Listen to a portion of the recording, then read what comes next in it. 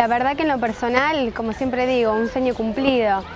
Creo que a pesar de los logros que realmente fueron muy importantes en mi vida, establecí con muchas personas un vínculo realmente magnífico. Creo que cada uno aportó lo suyo y que cada uno tiene algo de fantástico en sí mismo. Tuve la oportunidad de viajar a Montevideo, a la Fiesta Nacional de la Siembra Directa, en donde realmente la pasé muy bien y me di cuenta el valor que tiene nuestra fiesta, ¿no? Es muy importante.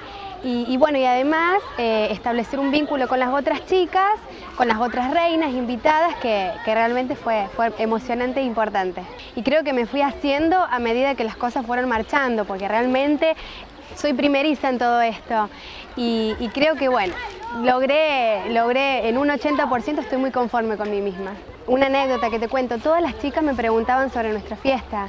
Obviamente que yo la promocioné porque me siento que tengo que cumplir esa función. Durante este año la cumplí y creo que lo llevé a cabo de la mejor manera posible. Desde que me presentaron el año pasado afuera de la sede del Club Leones, yo creo que ahí ya asumí un rol y un papel muy importante para mi ciudad.